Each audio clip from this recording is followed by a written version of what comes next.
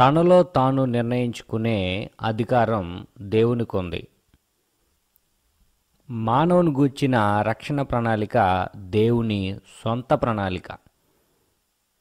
మరెవరి యొక్క అభిప్రాయ సేకరణ లేదు.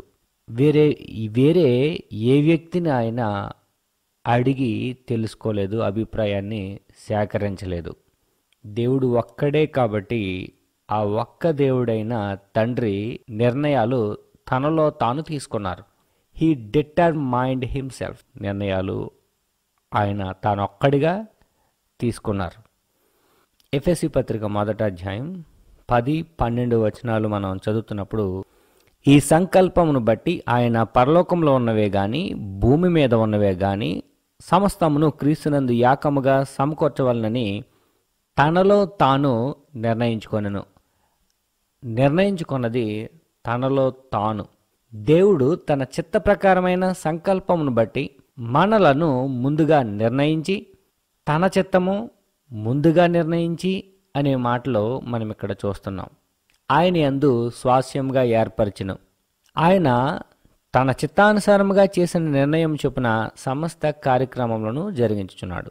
దేవుడు అన్ని విషయాలను ముందుగా ఎరిగిన వారై నిర్ణయాలు చేశారు. తన ఇష్టానుసారముగా తీసుకున్న నిర్ణయం చొప్పున దేవుడు పరిపాలిస్తూ సమస్త కార్యక్రమాల్ని క్రమంగా జరిగించుకుంటున్నారు.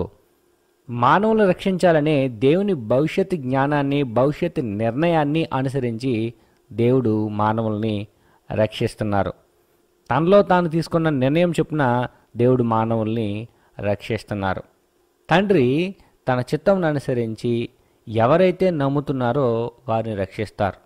ఒక్కడే దేవుడనియు ఆయన మాత్రమే రక్షణ ప్రణాళిక రూపొందించారనియు ఎవరైతే నమ్ముతారో వారు రక్షింపబడతారు. తనలో తాను తండ్రి నిర్ణయించుకుని తాను తీసుకున్న నిర్ణయాల ప్రకారంగా మానవులకు రక్షణ అనుగ్రహిస్తున్నారు అనేది మానవులందరూ గుర్తించాలి. తిమోతికి రాసిన 2వ పత్రిక 1వ అధ్యాయం 9వ వచనం మనం చదువుతున్నప్పుడు, సొంత సంకల్పము లేదా తన స్వకీయ సంకల్పము అనే మాట మనం చూస్తాం.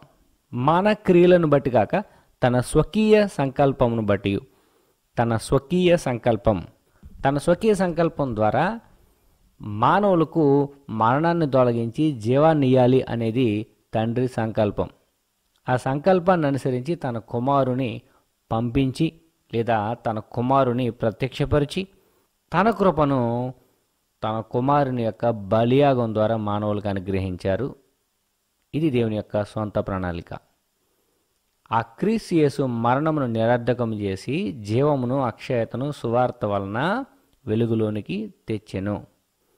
యాకోబు పత్రిక 1వ అధ్యాయం 18వ వచనం, ఆయన తాను సృష్టించిన వాటిలో మనం ప్రథమ ఫలముగా ఉండినట్లు సత్యవాక్యం వలన మనలను తన సంకల్ప ప్రకారము కనెను.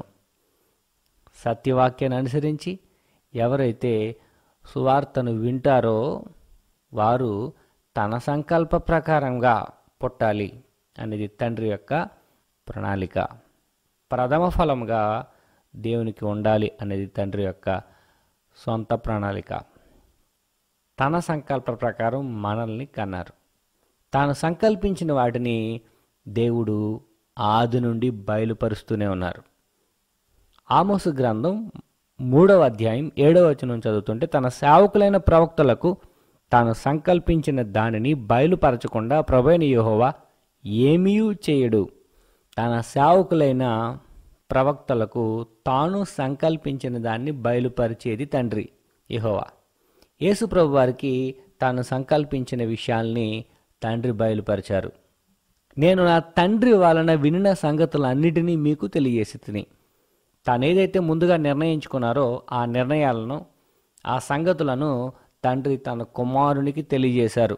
యోహాను సువార్త 15వ అధ్యాయం 15వ వచనం, దాసుడు తన యజమానుడు చేయుదానని ఎరుగడు గనుక మిమ్మును దాసులని పిలవక స్నేహితులని పిలుచుచున్నాను. ఎందుకనగా నేను నా తండ్రి వలన వినిన సంగతులన్నిటినీ మీకు తెలియజేసి తిని.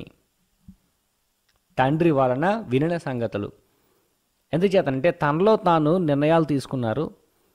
ఆ నిర్ణయాలు, ఆ ప్రణాళిక ఆయనకు మాత్రమే తెలుసు. ఆయన తన సేవకులకు తెలియజేస్తారు. ఆమోసు గ్రంథం తనలో తాను తీసుకున్న నిర్ణయాలు, తన యొక్క ప్రణాళిక తన సొంత ప్రణాళిక కాబట్టి తండ్రికి మాత్రమే తెలుసు. ఆ ప్రణాళికను, ఆ సంగతులను దేవుడు తన కుమారునికి తెలియజేశారు. ఆమోసు గ్రంథంలో కూడా మనం ఇదే విషయాన్ని చూస్తాం. తాను సంకల్పించిన దానిని బయలుపరచకుండా ప్రభువైన యెహోవా ఏమీ చేయడు. ఆయన బయలుపరిచి దాని ప్రకారంగా కార్యక్రమాలు చేస్తారు. అబ్రహాముతో దేవుడు అన్నారు 18వ అధ్యాయము ఆదికాండంలో, అప్పుడు యెహోవా నేను చేయబోవు కార్యము అబ్రహామునకు దాచెదనా. యెహోవా అంటున్నారు, తండ్రి అంటున్నారు, నేను చేయబోవు కార్యము, నేనేం చేయబోతున్నాను అనేది నా సేవకులకు నేను తెలియజేస్తాను. కాబట్టి దేవుడు తనలో తాను నిర్ణయించుకొని తన నిర్ణయం ప్రకారంగా సమస్త కార్యక్రమాలను జరిగిస్తున్నారు. అది దేవుని యొక్క సొంత ప్రణాళిక. తన స్వకీయ సంకల్పం బట్టి దేవుడు మనల్ని కంటున్నారు. ఆ ప్రణాళికను దేవుడు తన సేవకులకు బయలుపరుస్తారు. మన పాపాలకు తన కుమారుడిని బలిగా అర్పించాలనే దేవుని ప్రణాళిక అద్భుతంగా నెరవేరింది. ప్రపంచాన్ని తన కుమారుని ద్వారా తనతో సమాధానపరుచుకోవాలి లేదా సమన్వయపరుచుకోవాలి అనేది దేవుని యొక్క ప్రణాళిక. ఆ దేవుని ప్రతిపాదనను ఎవరైతే అంగీకరిస్తారో, అంగీకరించిన వారికి తన కుమారుడైన యేసు ద్వారా దేవుడు తండ్రి అవుతారు. కాబట్టి తండ్రి తీసుకున్న ఆ నిర్ణయాలను, తనలో తాను మనల్ని ప్రేమించి తండ్రి తీసుకున్న ఆ నిర్ణయాలను గౌరవించి మనందరము దేవుని పిల్లలుగా దేవుని యొక్క పరలోకానికి, ఆయన యొక్క స్వాస్యానికి హక్కుదారులుగా మనం అందరము దేవుని కృపలో పాలిభాగస్లు అవ్వాలని కోరుతూ ముగిస్తున్నా.